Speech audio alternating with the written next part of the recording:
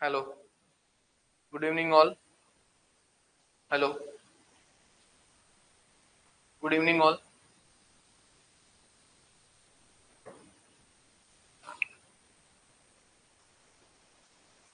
Okay. So second टॉपिकची theory आपण पूर्णपणे संपवलेली आहे. आज आपण प्रॉब्लेम सॉल्व्ह करणार आहे त्याच्याशी रिलेटेड.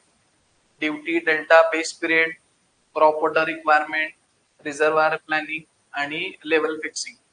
ओके, याचे प्रॉब्लेम आपण सॉल्व्ह करणार आहे. ठीक आहे. सो चला, थेरी एकदा रिवाइज करून झाली असेल तुमची तरच मग प्रॉब्लेम समजतील. पहिल्या टॉपिक मध्ये आपण थिसन्स पॉलिगॉन मेथड, आयसोआयटल मेथड, अरिथमेटिकल मीन मेथड याच्यावर प्रॉब्लेम सोडवलेले आहेत. आणि सेकंड टॉपिक मध्ये आता जे प्रॉब्लेम आहेत ते रिझर्वायर प्लॅनिंग वर आहेत, त्यानंतर फिक्सिंग ऑफ डॅम लेवल याच्यावर आहेत, ड्युटी, डेल्टा, बेस पिरियड याच्यावर आहे. ओके. आणि मग बाकी कुठं तुम्हाला न्यूमरिकल्स नाही आहेत कुठल्याच टॉपिक मध्ये, फक्त पहिल्या आणि दुसऱ्या टॉपिक मध्ये न्यूमरिकल्स आहेत. बाकी थर्ड, फोर्थ, फिफ्थ मध्ये न्यूमरिकल्स नाहीत, फक्त थिअरी आहे. हा, फिफ्थ कॅनल मध्ये एखादा दुसरा तुम्हाला क्वेश्चन तिथं बघायला मिळेल, तो बघू आपण. ठीक आहे. So let start. Write down question number 1. Write down question number 1. Right. Calculate the delta calculate delta for kharif jawar for kharif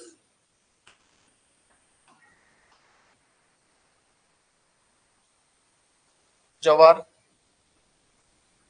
having duty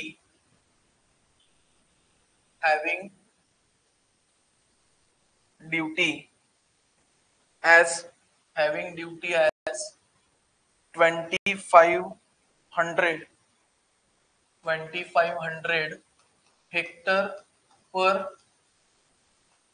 cubic. 2500 hectare per cumec. Okay. मला डेल्टा फाइंड करायचा आहे. बाकी तुम्हाला duty वगैरे त्यांनी दिलेलं आहे जवार, आणि खरीप सीझन मधलं हे क्रॉप प्रोडक्शन आहे. Okay. Write down the question. Calculate the delta for kharif jowar. Calculate the delta for खरीफ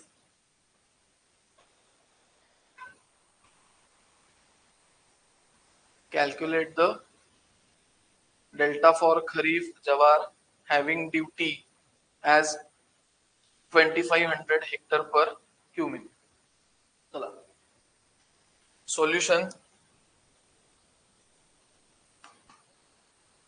सोल्युशनच्या आधी पहिल्यांदा गिवन काय काय दिलंय ते लिहू. गिवन काय काय बघा. ड्युटी दिलंय. Calculate the delta for kharif जवार हॅव्हिंग ड्युटी म्हणजे डी दिलेला आहे तुम्हाला 2500 2500 हेक्टर पर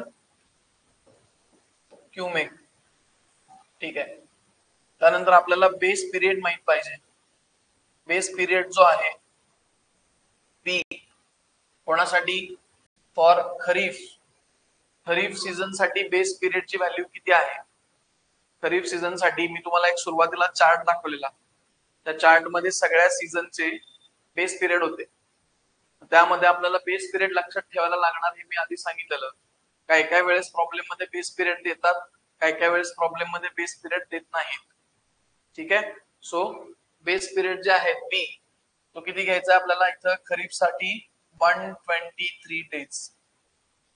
किती घेणार आहे आपण, तो 123 डेज घेणार आहे. समजतंय. Base period for B for kharif season, इथं पाहिजे तर लिहून घ्या. For kharif season, rabi season, 8 monthly, hot weather आणि पेरिनियल किंवा अॅन्युअल असे 5 वेदर आहेत. 5. Okay. So base period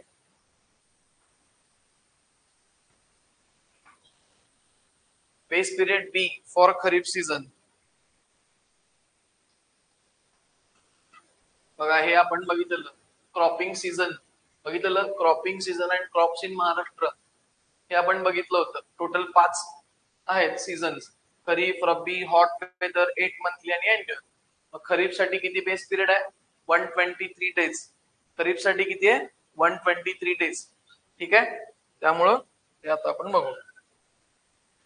okay, so इथं ती 123 व्हॅल्यू तुम्हाला घ्यावी लागणार. बघा बेस पिरियड कधी कधी प्रॉब्लेम मध्ये देतात, कधी कधी देत नाहीत. सो त्यानुसार आपल्याला बेस पिरियड माहित असणं गरजेचं आहे. ठीक आहे, सो हे झालं एवढं. फाइंड काय करायचं आपल्याला? डेल्टा काढायचा. ठीक आहे, चला सोल्युशन. सो आपल्याला रिलेशन माहिती आहे. रिलेशन काय रिलेशन आहे? रिलेशन काय आहे? Delta is equal to 8.64 base period upon duty. Delta is equal to 8.64 base period upon duty. बरोबर. सो इथं आता व्हॅल्यू पुट करा. Delta equal to 8.64 into base period is 123 upon duty दिलेला तुम्हाला. बेस पिरियड हे compulsory days मध्ये घ्यायला पाहिजे आणि duty compulsory hectare per cumec मध्येच घ्यायला पाहिजे. ड्यूटी तुम्हाला कंपल्सरी हेक्टर पर क्यूमेक मध्येच घ्यावं लागेल. दिलेलं आहे ऑलरेडी. सो ते किती दिलेलं आहे? 2500 अपॉन 2500 करा, तुम्हाला डेल्टा मिळेल. फाइंड करा आन्सर डेल्टाचं. डेल्टाचा आन्सर फाइंड करा.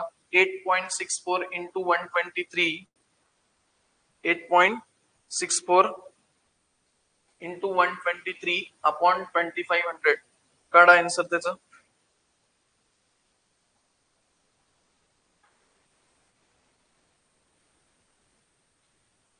येस,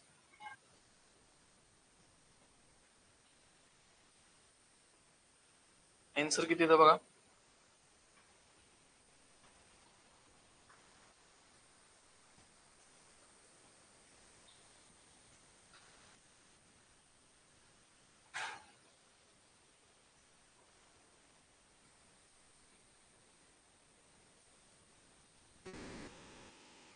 करा कॅल्क्युलेशन सगळ्यांनी. 8.64 into 123 whole divided bye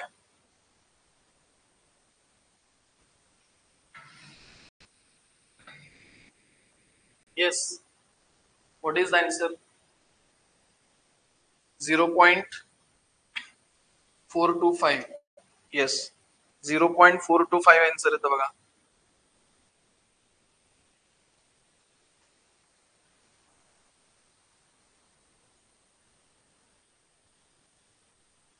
correct. 0.425 काय आन्सर येतं याचं? 0.425 युनिट काय येणार? मीटर. डेल्टाचं युनिट काय असतं? मीटर मध्ये असतं, metre. So 0.285 metre is the final answer. 0.425 metre is the final answer. 2 मार्कला असे क्वेश्चन पडतात फॉर 2 मार्क्स. ओके, बघा हे रिलेशन फार महत्वाचं आहे. 8.64 बेस पिरियड, 8.64 बी अपॉन डी. डेल्टाचा फॉर्म्युला काय? 8.64 बेस पिरियड अपॉन ड्यूटी. हा फॉर्म्युला महत्वाचा आहे. याच्यामध्ये ड्यूटीची व्हॅल्यू टाकत असताना हेक्टर पर क्यूमेक टाकतो आणि बेस पिरियड कंपल्सरी आपण डेज मध्ये पुट करतो. ठीक आहे, त्यामुळे तुम्हाला डेल्टाचा आन्सर मिळाला 0.425 मीटर. ओके, ठीक. चला, काय डाऊट असेल तर विचारा. नसेल तर मग मी नेक्स्ट क्वेश्चन घेतो. If no doubt then we will see next question.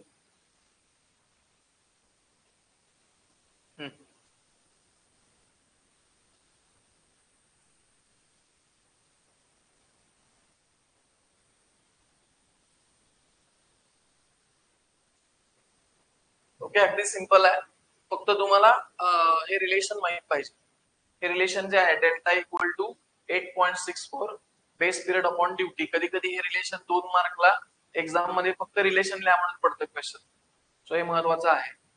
ठीक आहे, चला काय डाऊट असेल तर विचारा. नसेल तर नेक्स्ट क्वेश्चन घ्या. Question number 2.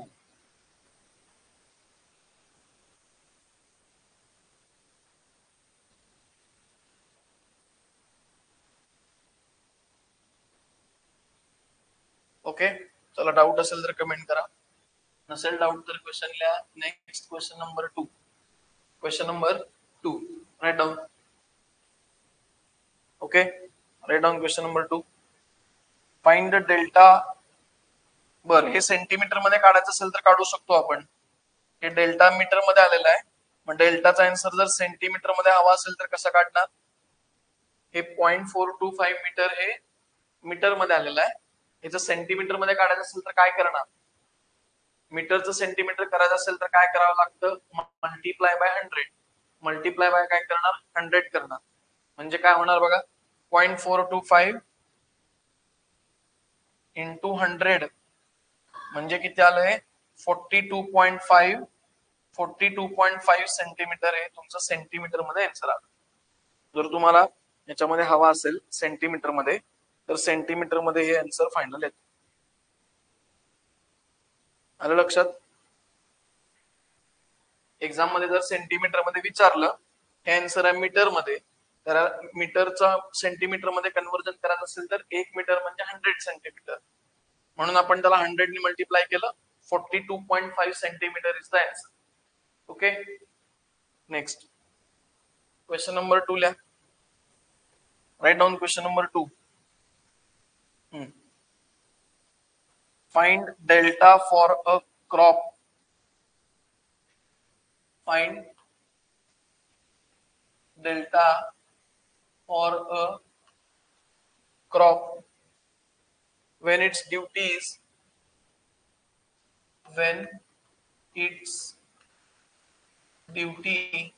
is 864 hectares per cubic.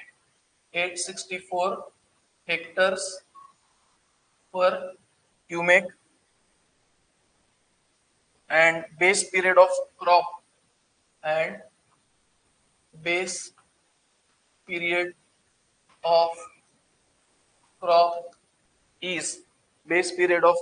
120 days. 120 days. ठीक है, चलो. So first of all write down given data. Find delta for a crop when it's duties. असा एक क्रॉप आहे. कुठलं क्रॉप आहे त्याचे काय देणे घेणं नाही आपल्याला. त्याने ड्युटी दिलंय आणि बेस पिरियड पण दिलेला आहे. ठीक आहे, त्यामुळे क्रॉप कोणता आहे वगैरे याची काही गरज नाही.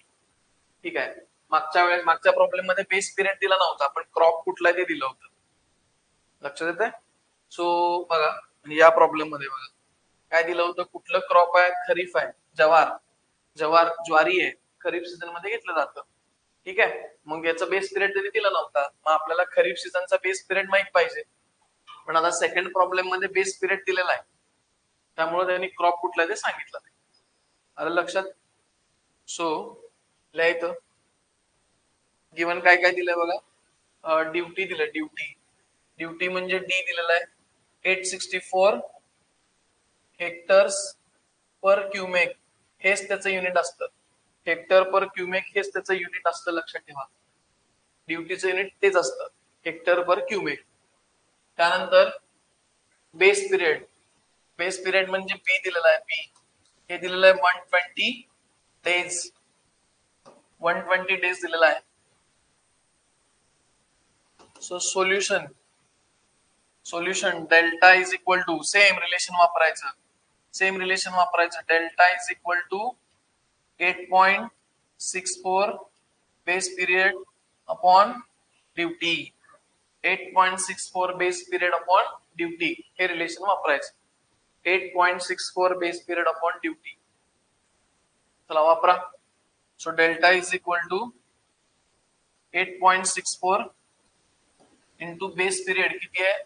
120 आहे, अपॉन ड्युटी किती आहे? 864 आहे. चला डेल्टाचा आन्सर काढा. हे जे आन्सर येणार ते मीटर मध्ये येणार आहे. हे जे काय आन्सर येणार ते मीटर मध्ये येणार आहे. Find out the answer. Yes. काय आहे 8.64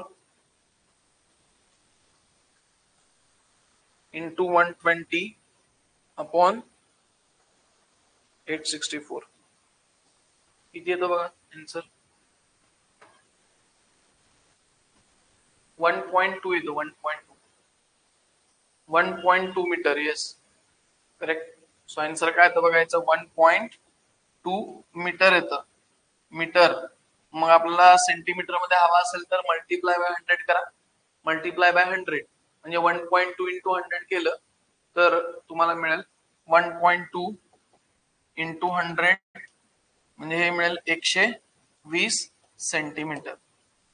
120 सेंटीमीटर. बघा हे जे आहेत ते सगळे प्रॉब्लेम 2-2 मार्कचे आहेत. ठीक आहे. हे जे सगळे क्वेश्चन आहेत आता ते दोन्ही घेतले, हे 2 मार्कला विचारले जातात. ड्युटी डेल्टा आणि बेस पिरियड यांचा मधलं रिलेशन, याच्यावर हे प्रॉब्लेम बेस्ड आहे. ड्युटी डेल्टा आणि बेस पिरियड वर हे बेस्ड आहे.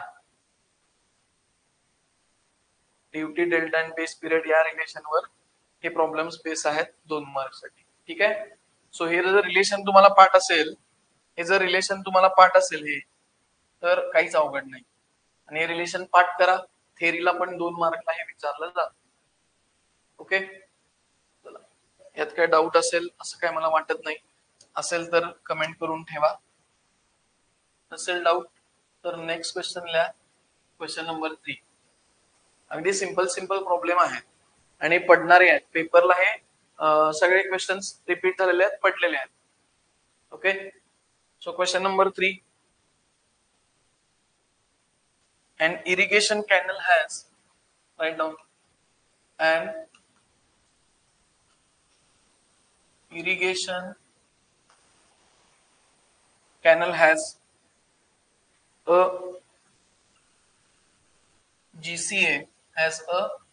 GCA, GCA म्हणजे काय?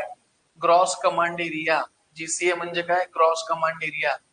याच्यासाठी थेरी परफेक्ट पाहिजे. हे शिकवलंय मी सगळं. Is an irrigation canal has a GCA of 80,000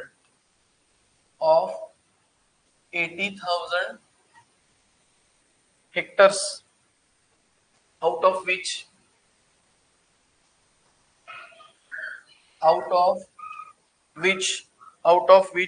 85% is cultivable area. Out of which 85% is cultivable area. ठीक है. The intensity of irrigation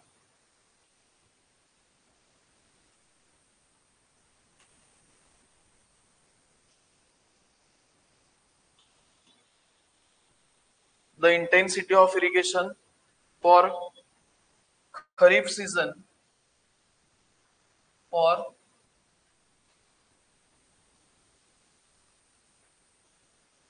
season is 30%, and for Rabi season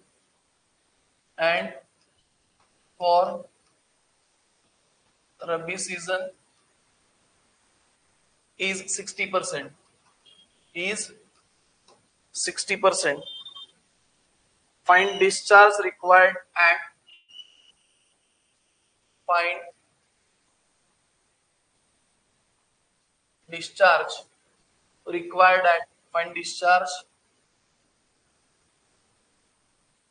required at head of canal. Find discharge required at head of canal if duty at its head is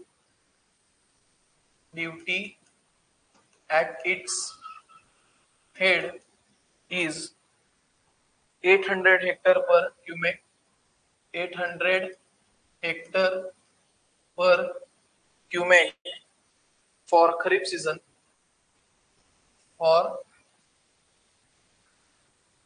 Kharif season and 1700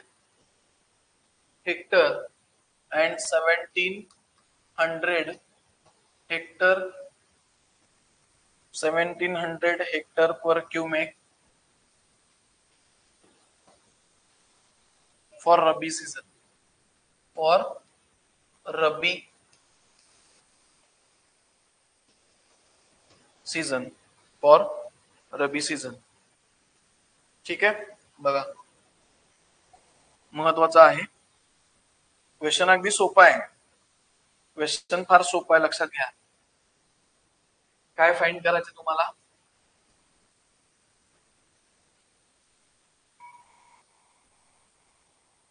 find काय करायचं विचारलंय?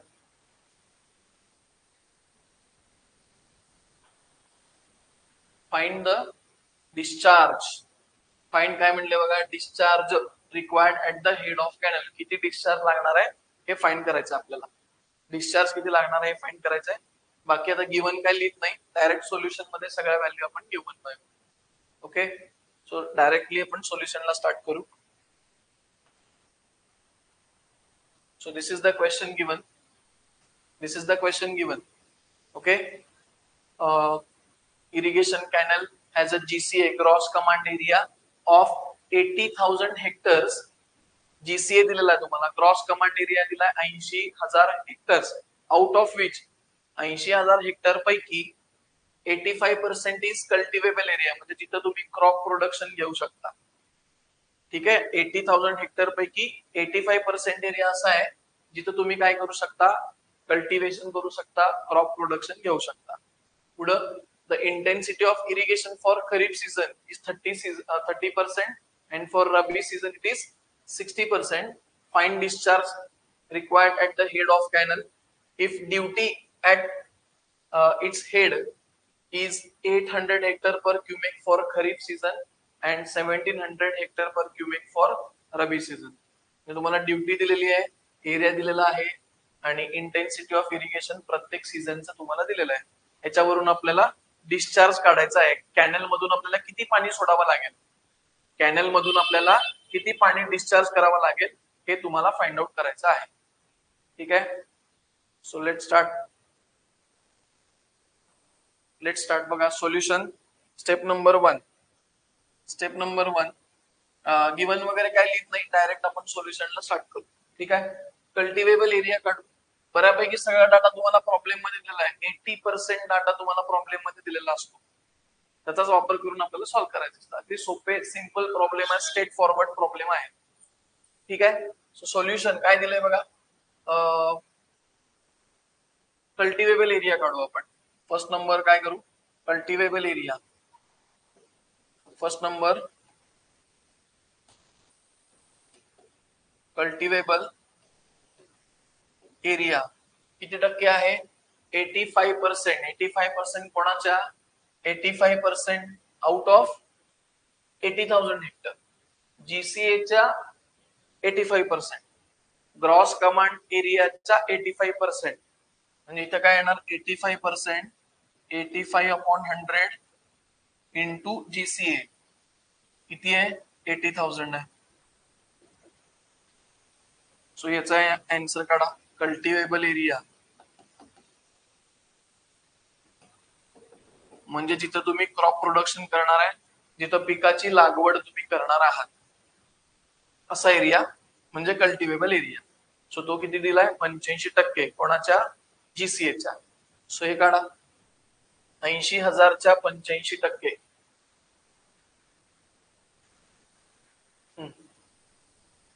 किती येतं बघा, 68,000 hectares येते का बघा. 68,000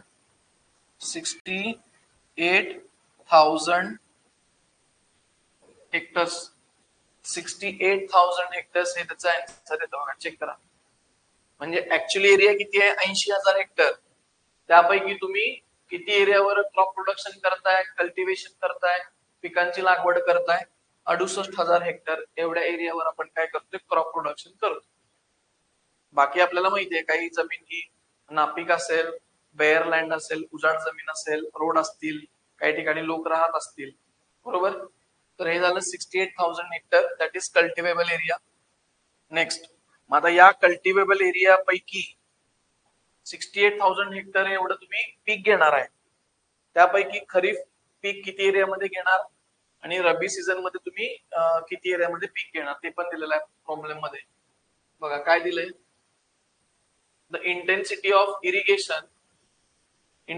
of irrigation for kharif season किती percent आहे, 30% आहे आणि रब्बी सीझन साठी किती आहे, 60%. म्हणजे या एरियापैकी 30% एरियामध्ये खरीप सीझन मध्ये शेती केली जाते किंवा त्या टाईपचे क्रॉप प्रोडक्शन केलं जातं आणि 60% एरियामध्ये रब्बी सीझन मधल्या क्रॉपचं प्रोडक्शन तिथं घेतलं जातं. ठीक आहे, मग एरिया काढून घेऊ आपण. मग आपण काय करू, एरिया काढून घेऊ. ठीक आहे, so write down second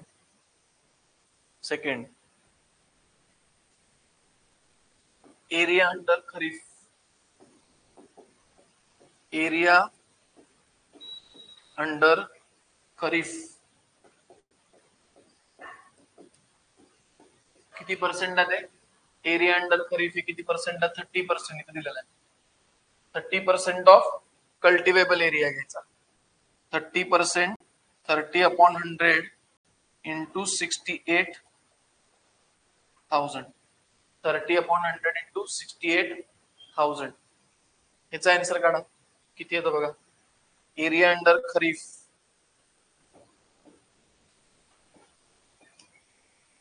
hmm. 30% of 68,000 किती येतं बघा.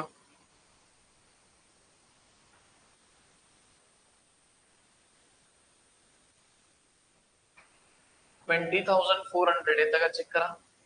20,400 हेक्टर्स, 20,400 हेक्टर्स. टोटल तुम्ही किती एरियामध्ये क्रॉप प्रोडक्शन करणार आहे, 68,000 एरियामध्ये तुम्ही क्रॉप प्रोडक्शन करणार आहे. त्यापैकी 20,400 हेक्टर मध्ये खरीप सीझन मधलं तुम्ही क्रॉप प्रोडक्शन करणार आहे आणि रिमेनिंग 60% मध्ये तुम्ही रब्बी सीझन मधले क्रॉप प्रोडक्शन करणार आहे. Okay, yes, 20,400 is the answer. Okay, पुढं तसं आता थर्ड नंबर, इथं थर्ड नंबरला काय करा, area third number area under third number area under rabi,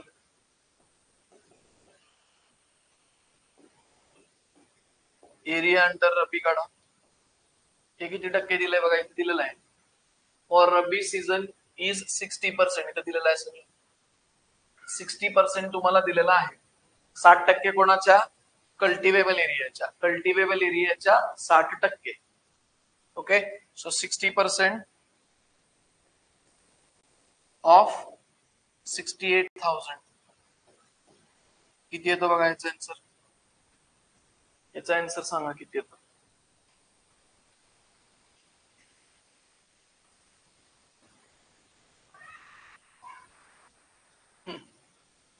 area under rabi 60% of 68,000, याचा आन्सर किती येतो बघा, चेक करा.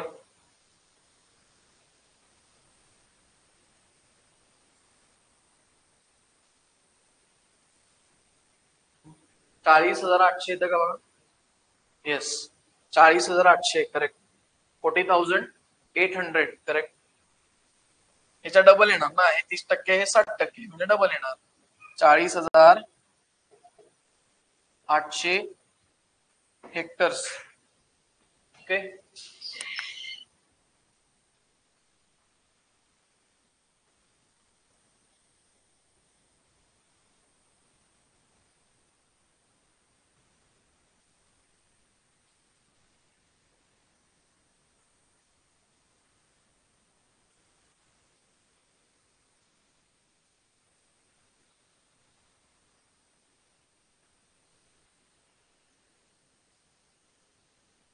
Hello. So area under rabi किती आलं, 40,800 हेक्टर्स. ठीक आहे, सो आता आपल्याला काय काढायचं आहे, आता आपल्याला काढायचं आहे डिस्चार्ज. 4 नंबर डिस्चार्जचा फॉर्म्युला काय, एरिया अपॉन ड्युटी करायचा. डिस्चार्जचा formula area upon duty. Okay, चला वापरा. Discharge required in kharif season, इथं लिहा. Discharge required in kharif season. Discharge required in kharif season. याचा फॉर्म्युला काय, main area upon duty. Area upon काय करायचं, ड्युटी करायचं. Area upon duty. तुम्ही डिस्चार्ज कुठल्या सीझन मधला काढताय, खरीप सीझन मधलं, तर एरिया आपण खरीप सीझनचा घ्यायचा, ड्युटी सुद्धा खरीप सीझनचा घ्यायचा. ठीक आहे. सो एरिया खरीप सीझनचा किती आलेला आहे, 20,400 इथं आलेला आहे. सो 20,400 अपॉन खरीप सीझन मधली ड्युटी दिली आहे बघा, इथे आहे बघा. Duty at its head is 800 hectare per cubic for kharif season आहे. खरीप सीझन साठी किती ड्युटी आहे, 800. तर मग डिवाइड बाय 800 करा. डिवाइड बाय 800, 20,400 अपॉन 800 करा. तुम्हाला याचा आन्सर मिळेल. Discharge required in kharif season म्हणजे क्यू इन खरीप सीझन किती येतं बघा, 20,400 upon 800.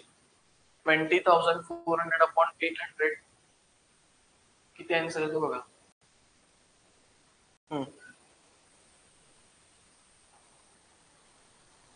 Yes, 25.5 correct answer.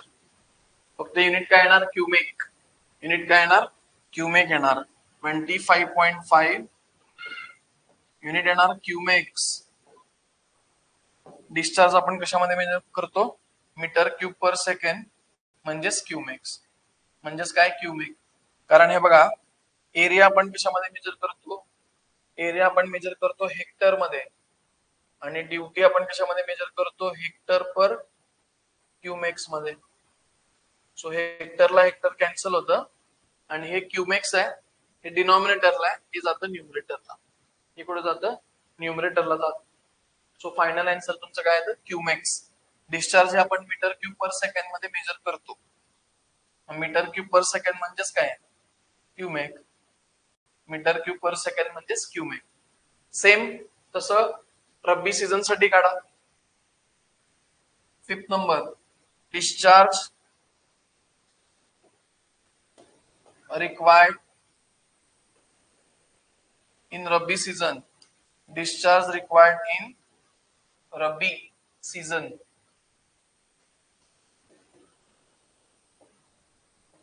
Discharge required in rabi season. So काय येणार, सेम फॉर्म्युला, सेम. डिस्चार्ज काढायचा असेल तर formula area upon duty.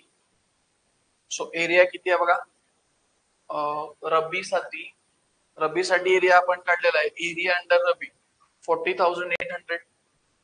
So हे येणार 40,800 अपॉन रब्बी सीझनची ड्युटी किती आहे, 1700 hectare per cumec for rabi season.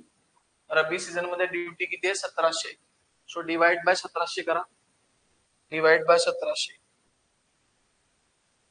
किती येतं सांगा, डिवाइड बाय 1700. सो हे किती येतं, 24 येतं. Okay okay good. 24 cumecs. Okay, हे किती आलेलं, 25.5, आणि हे येतं 24 क्यूमेक्स म्हणजेच मीटर क्यूब पर सेकंड. म्हणजे discharge in rabi, discharge in rabi season किती आलेलं आहे, हे आलं 24 क्यूमेक्स. 24 क्यूमेक्स. ठीक आहे. मग कॅनल मधून तुम्ही किती डिस्चार्ज देणार, कॅनल मधून तुम्ही किती डिस्चार्ज देणार, कॅनल मधून 25.5 क्यूमेक्स डिस्चार्ज देणार का 24 क्यूमेक्स डिस्चार्ज देणार. जो मॅक्सिमम डिस्चार्ज आहे तो डिस्चार्ज द्यायचा. कॅनल मधून तुम्ही किती पाणी सोडणार, या दोघांमध्ये जी व्हॅल्यू मॅक्सिमम आलेली आहे ती व्हॅल्यू तुम्ही तेवढं डिस्चार्ज कॅनल मधून द्यायचं. समजतंय? कारण समजा जर मी 24 क्युमेक दिलं तर खरीप सीझन मधल्या क्रॉप्सना पाणी पुरणार नाही. त्यामुळं या दोघांमध्ये जे मॅक्सिमम डिस्चार्ज आहे ते मॅक्सिमम डिस्चार्ज कॅनल मधून आपण काय करणार, सप्लाय करणार. ठीक आहे, ते कॅनल मधून आपण सगळीकडे सप्लाय करणार. मॅक्सिमम व्हॅल्यू आपण घेणार, लक्षात घ्या. ठीक आहे, maximum value of discharge will be considered. Maximum discharge दिलं तर ते कोणाला कमी पडणार नाही ना. समजतंय? चला, सो नेक्स्ट, सो इथं खाली लिहा, खाली लिहा.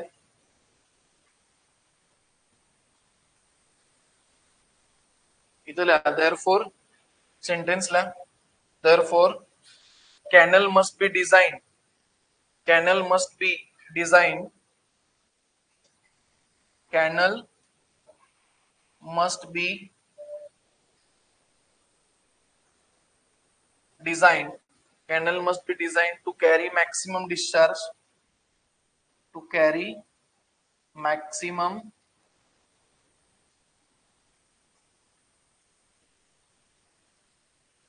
discharge, that is maximum discharge, that is या दोघांपैकी मॅक्सिमम कोण आहे, 25.5.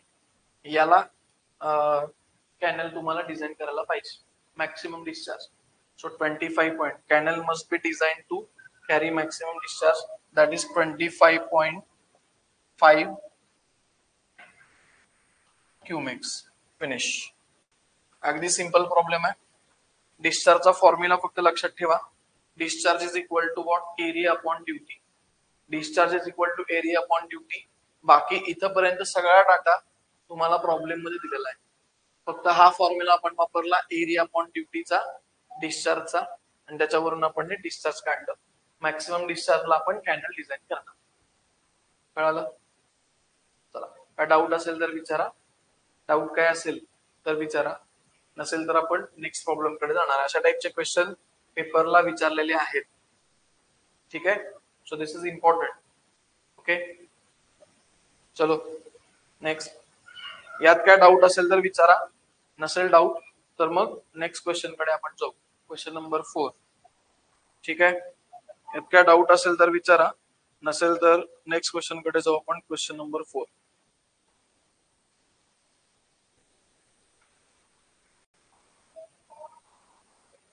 Question number 4. Okay,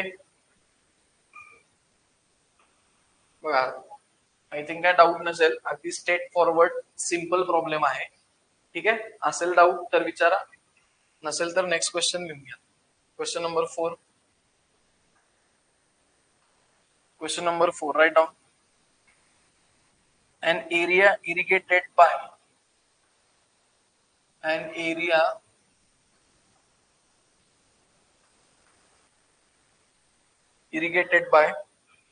a distributary,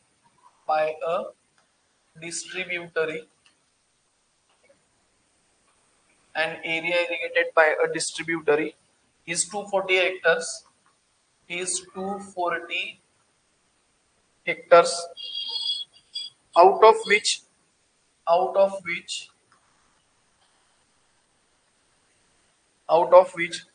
140 hectares is jawar. 140 hectares is जवार. आणि जवार हे कसलं पीक आहे, खरीप सीझन मधलं पीक आहे. त्यांनी जरी दिलं नसलं तरी आपल्याला माहिती पाहिजे जवार हे खरीप सीझन मधलं पीक आहे. ओके ओके, ठीक आहे. So kharif and 100 hectares sugarcane and 100 hectares sugarcane. ठीक आहे, उरलेला 100 हेक्टर मध्ये ऊस लावलेला आहे. if delta for jawar is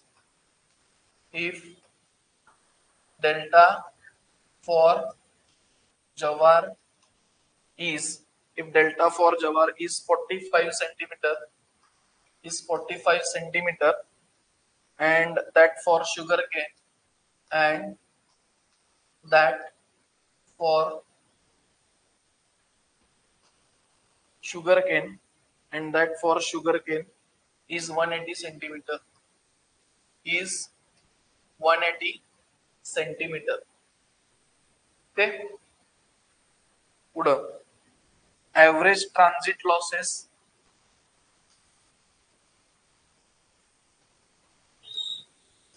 average transit losses during kharif are during kharif are 20%, during kharif are 20%, and annual transit losses and annual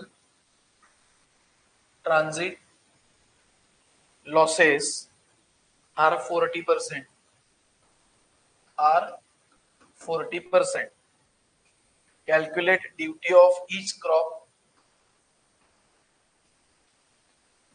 Calculate duty of each crop. Calculate duty of each crop at the head of distributory. At the head of distributory. At the head of distributory. ठीक है.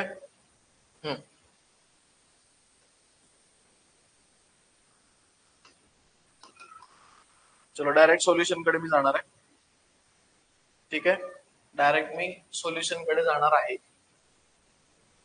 ठीक आहे, बघा काय काय दिलेलं आहे. What is the question. Question व्यवस्थित वाचा. बऱ्यापैकी सगळा डाटा हा क्वेश्चन मध्ये गिवन असतो. मॅक्सिमम डाटा हा क्वेश्चन मध्ये गिवन असतो. तोच डाटा वापरून आपल्याला क्वेश्चन सॉल्व्ह करायचा असतो. ओके, सो बघा काय म्हटलेलं आहे. an area irrigated by a distributary is 240 hectares, out of which 140 hectare वर काय आहे, ज्वारी लावलेली अँड 100 हेक्टर्स वर ऊस लावलेला आहे. Delta for jowar is 45 centimetre and for sugar is 180 centimetre. डेल्टाची व्हॅल्यू दिलेली आहे. ऍव्हरेज ट्रान्झिट लॉसेस म्हणजे पाणी ट्रान्सपोर्ट करत असताना जे लॉसेस होतात ते खरीप सीझन मध्ये 20% आणि अॅन्युअल मध्ये 40%. शुगर केन हे अॅन्युअल पीक आहे, अॅन्युअल क्रॉप आहे, आणि ज्वारी हे खरीप सीझन मधलं क्रॉप प्रोडक्शन आहे. त्यानंतर कॅल्क्युलेट काय म्हटलं, duty of each crop at the head of distributary. तुम्हाला काय करायचं आहे, प्रत्येक क्रॉपची ड्युटी फाइंड करायची आहे. मग आपल्याकडे रिलेशन आहे.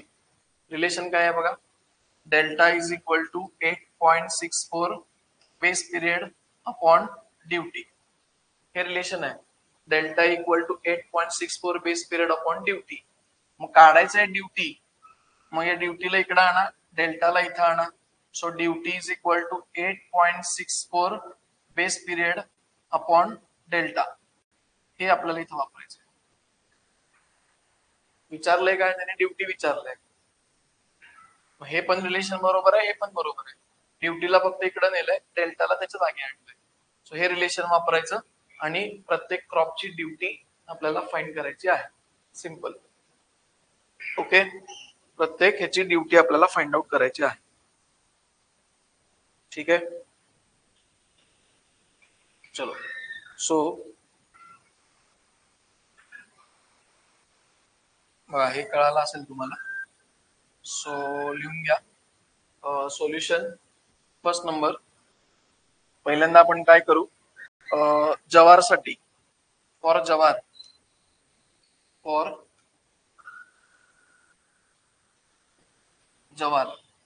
ठीक आहे, फॉर जवार बेस पिरियड आपण 120 डेज पकडू. काही बुक मध्ये 123 घेतलेला आहे, काही बुक मध्ये 120 घेतलेला आहे, काही बुक मध्ये 123 घेतलंय, काही बुक मध्ये 120 घेतलंय. सो आपण 120 ने कॅल्क्युलेशन करू. तुम्ही जर 123 ने जरी केला तरी चालतं, बरोबर आहे, काही चुकीचं नाही. ओके, ठीक आहे. सो बघा, फॉर जवार फॉर जवार consider base period B equal to 120 days. 120 days आपण त्याचं बेस पिरियड पकडू. ठीक आहे. त्यानंतर ज्वारीसाठी डेल्टा किती दिलाय बघा. ज्वारीसाठी जे डेल्टा दिलेला आहे किती दिलाय 45 सेंटीमीटर. फॉर जवार डेल्टा इज 45 सेंटीमीटर. पण डेल्टा हे सेंटीमीटर मध्ये चालत नाही आपल्याला. डेल्टा हे कशात पाहिजे मीटर मध्ये पाहिजे कंपल्सरी. सेंटीमीटर मध्ये जर तुम्ही वापरला तर तुमचा आन्सर चुकणार आहे, रॉंग येणार. सो डेल्टा हे युनिट कशामध्ये पाहिजे मीटर मध्ये पाहिजे. ठीक आहे. सो डेल्टा फॉर जवार इथे दिलेला आहे, इथे लिहून घ्या. डेल्टा फॉर जवार हे किती दिलेलं आहे 45 सेंटीमीटर दिलेलं आहे. 45 सेंटीमीटर म्हणजेच काय झालं 0.45 मीटर. सेंटीमीटरचं मीटर करायचं असेल तर डिवाइड बाय 100 करायचं. Centimetre to metre. सेंटीमीटर हे लहान युनिट आहे, मीटर हे मोठे युनिट आहे. लहान युनिट कडून मोठ्या युनिटकडे जायचं असेल तर डिवाइड बाय 100 करणं गरजेचं आहे. सो 45 डिवाइड बाय 100 म्हणजे किती आले 0.45 मीटर आलं. ठीक आहे. So delta for jowar is 0.45 metre. मग आता याचा ड्युटी काढा. Duty find out the duty.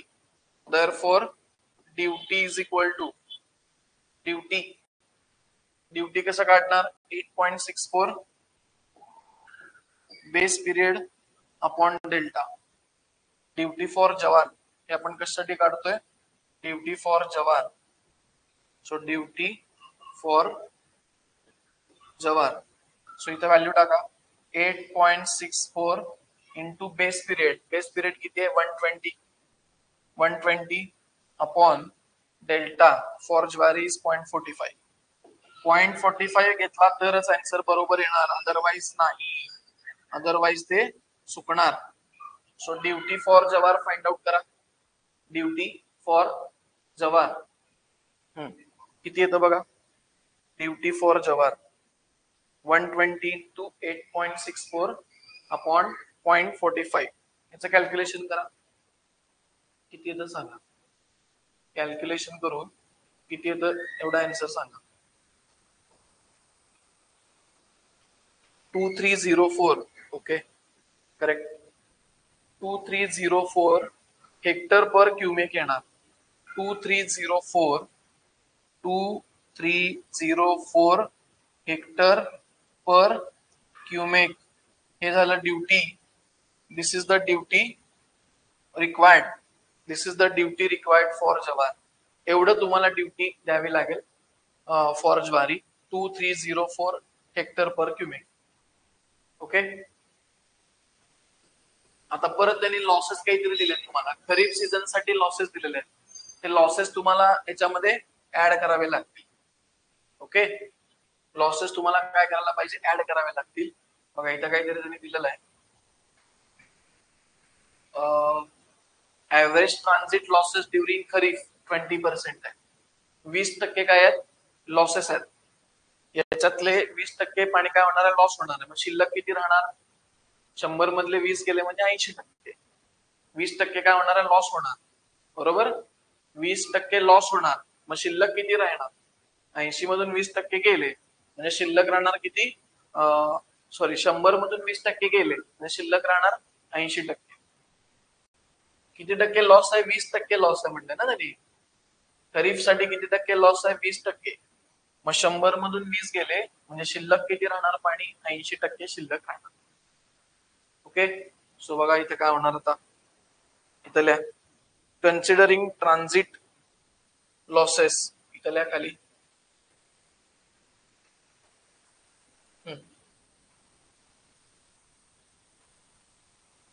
लिहा इथं कन्सिडरिंग इथल्या considering 20% transit losses. Considering 20% transit losses. Transit losses जर आपण कन्सिडर केले तर ड्युटी किती येणार. देअरफॉर ड्युटी फॉर जवार 20% लॉस होतात, म्हणजे 100 मधून 20% वजा करा, किती शिल्लक राहिले? 80%. मग ह्याच्या 80%, 2304 च्या 80% म्हणजे 80/100 करायचं. काय 80/100 केलं लक्षात आलं? कारण 100% मधले किती टक्के लॉस आहेत? 20% लॉस आहे. मग किती पाणी शिल्लक राहणार? 80%. हे जे काय टोटल ड्युटी आहे त्याच्या 80% पाणी शिल्लक राहणार, 20% हे लॉस होणार. हे आन्सर काढा, किती येतं? Final duty for jowar, duty for जवाहरचा आन्सर काढा, किती येतं बघा. लॉसेस कन्सिडर करून किती येतं तेवढं सांगा.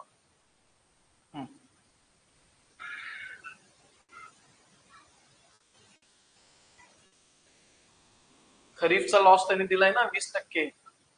ड्युरिंग खरीफ 20% आहे, आणि अॅन्युअल म्हणजे शुगर केन साठी ते आपण वापरणार अॅन्युअल. शुगर केन हे अॅन्युअल क्रॉप आहे.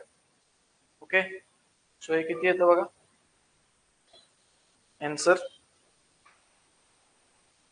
सो त्याचा आन्सर येतं 1843.20. चेक करा. 18 बघा 1843.20 1843.20 हेक्टर पर क्युमेक. चेक करा सगळ्यांनी, हेक्टर पर क्युमेक म्हणजे लॉसेस कन्सिडर करून ड्युटी फॉर जवाहर हे तुमचं आन्सर आलं. Duty for Jawahar.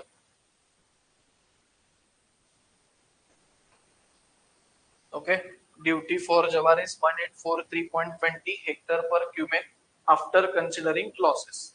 Losses consider केल्यानंतर 1843.20. Yes, okay okay, correct correct answer. ठीक आहे, त्यानंतर नेक्स्ट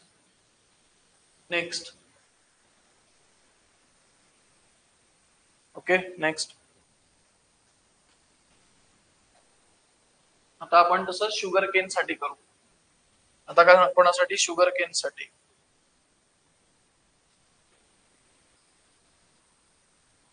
ठीक आहे, same second number for sugar Kane.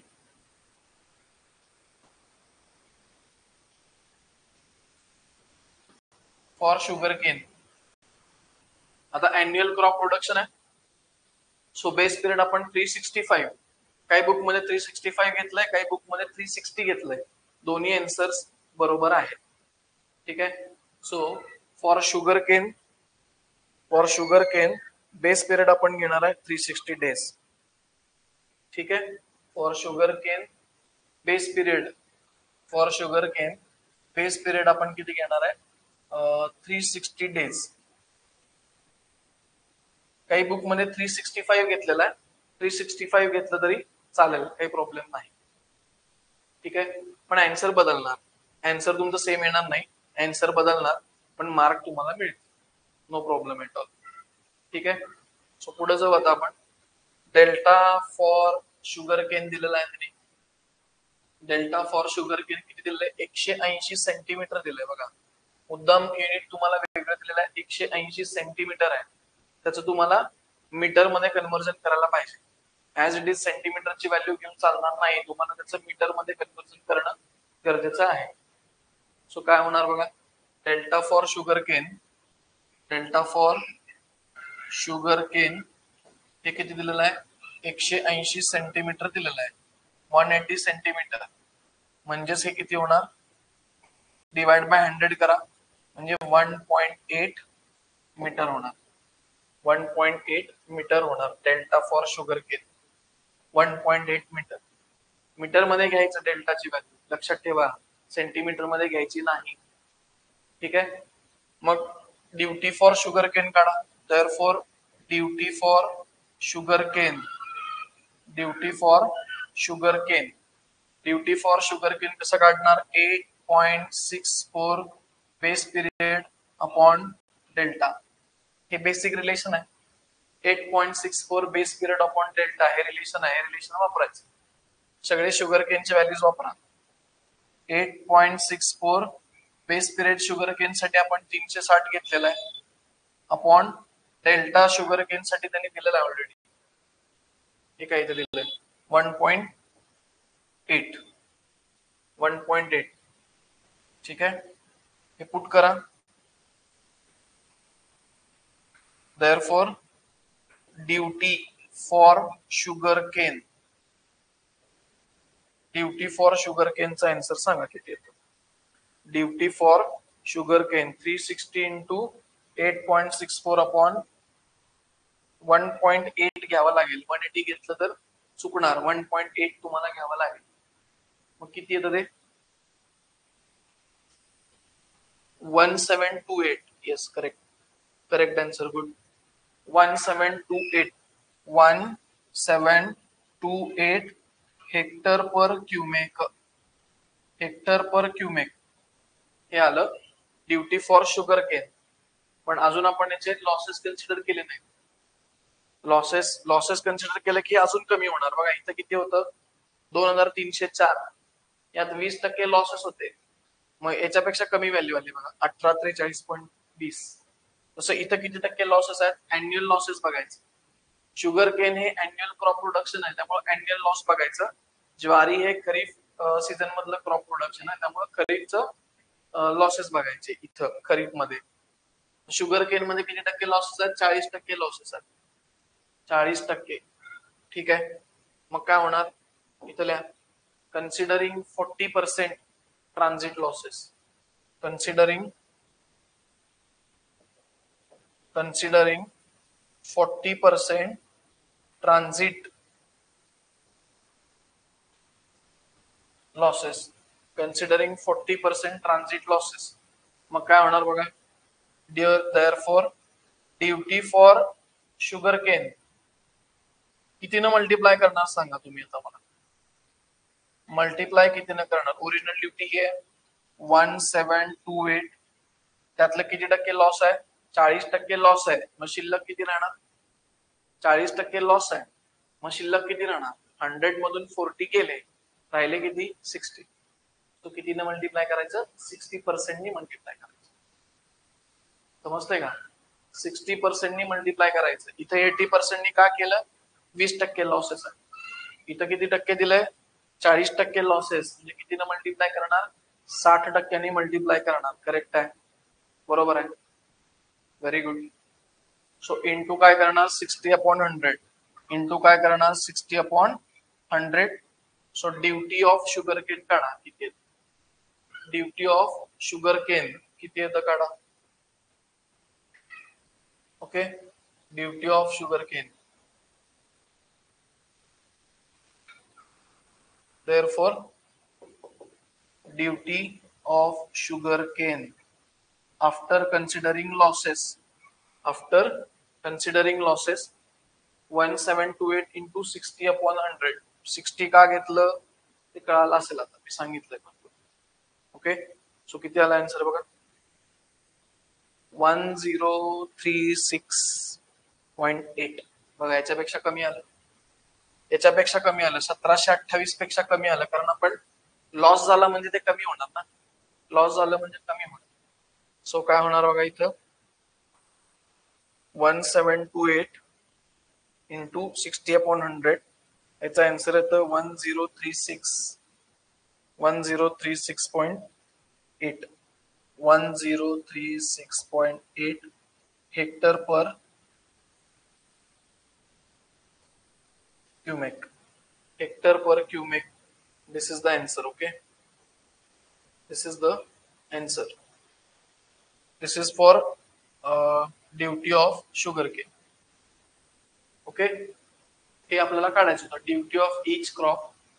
Discharge विचारलाय का, डिस्चार्ज विचारला असेल तर काय करायचं, एरिया, त्याने एरिया पण दिलाय ना, ठीक आहे, मग डिस्चार्ज पण काढून टाकू. एरिया दिलाय त्याने, सो डिस्चार्ज पण आपण फाइंड आउट करून टाकू. या ठिकाणी डिस्चार्ज पण आपण फाइंड आउट करू. काही नाही, एरिया अपॉन ड्यूटी करायचं, एरिया अपॉन काय करायचं, ड्यूटी करायचं. ठीक आहे, एरिया अपॉन ड्यूटी. एक मिनिट थांबा, काय दिलंय, ठीक आहे, ड्यूटी विचारलंय ना फक्त, बरं राहू दे. Just wait. Just wait. ठीक आहे. प्रॉब्लेम मध्ये तुम्हाला फक्त ड्युटी दिलेलं आहे.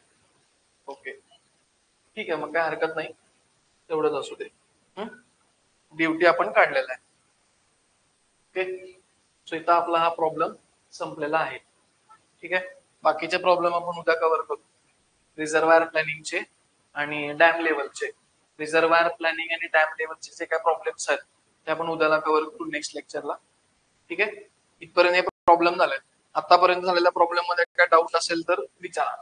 काय डाऊट असेल तर विचारा, नसेल तर तुम्ही सेशन लिव्ह करू शकता. Okay. Thank you for joining the session.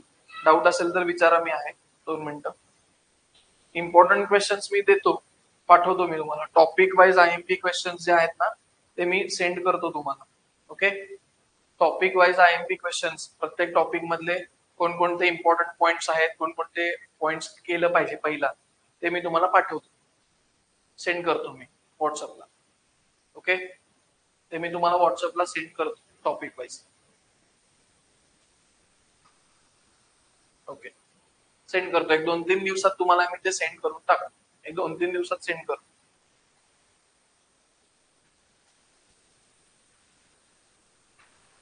ठीक आहे.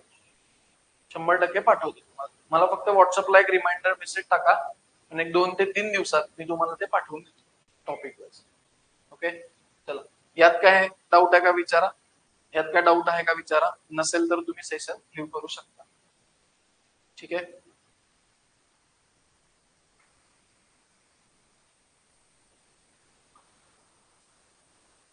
हो, देतो देतो देतो. येस, देतो. त्याच्या आत देतो. मला फक्त व्हॉट्सअपला मेसेज करा, तुम्हाला मी देऊन टाकतो. काय विषय. ओके.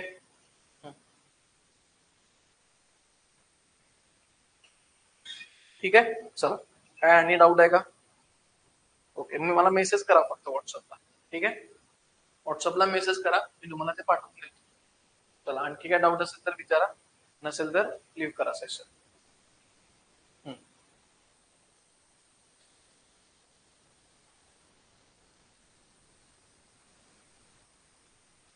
No doubt. ओके. ठीक आहे. चालतंय. Okay. Bye bye. So session end करतो मी. Okay. Thank you. Bye bye. Good night.